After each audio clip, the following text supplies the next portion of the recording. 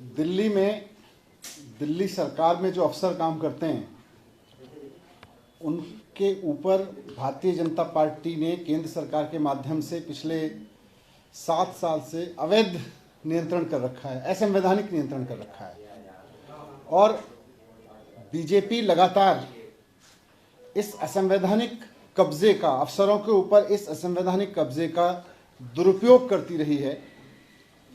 किस तरह से दिल्ली सरकार के अफसरों का भारतीय जनता पार्टी अपने राजनीतिक हित के लिए दुरुपयोग करती रही है, इसका एक उदाहरण कल एक नोटिस के रूप में मिलता है।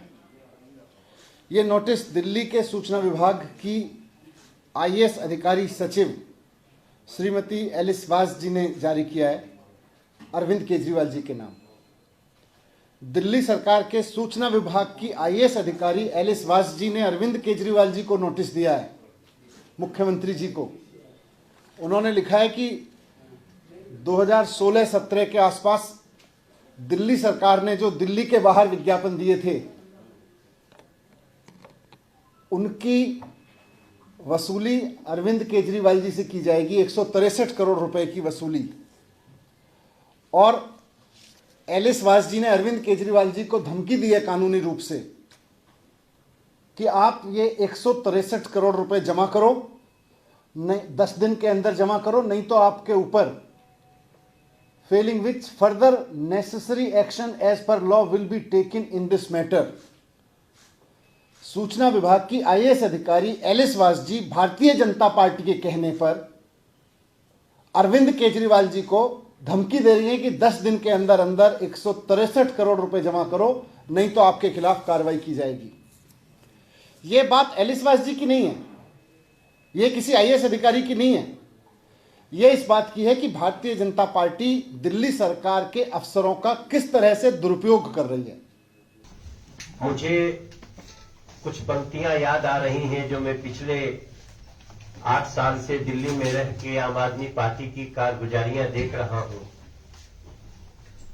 तो मुझे कुछ पंक्तियां इसमें याद आ जाती हैं कि झुग्गी झोपड़ी से पैसा लेने के बाद भी उनका आशियाना लूट लेंगे, कोरोना आया तो गरीबों का खाना लूट लेंगे और मौका मिलते ही दिल्ली का खजाना लूट लेंगे।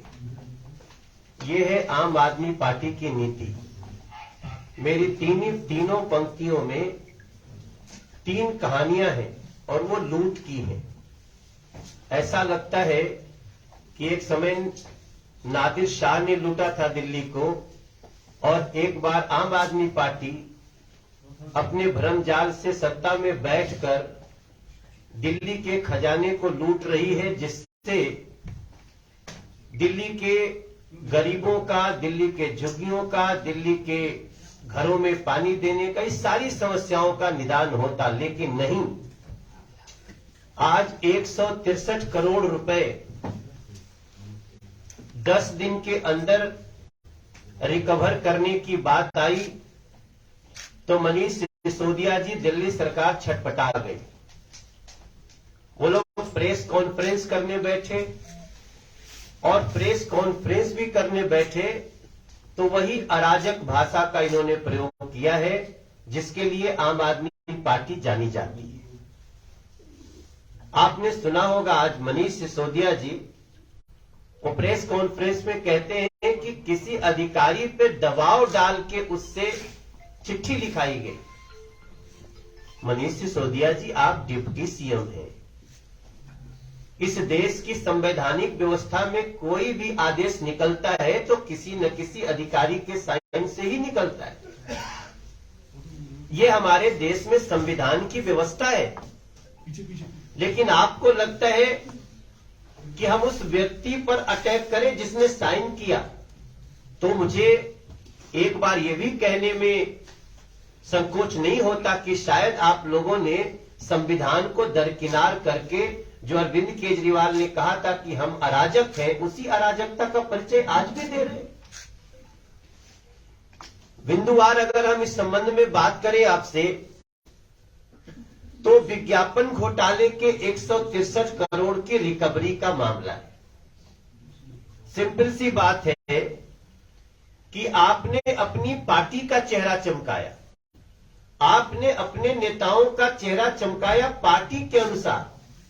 सरकार का और सरकार की योजनाओं से उसमें कुछ लेना देना नहीं था, और वो 163 करोड़ रुपए की रिकवरी आम आदमी पार्टी से व्यवस्था कर रही है,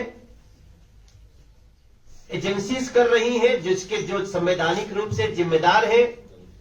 तो आप बौखलाए हुए हैं।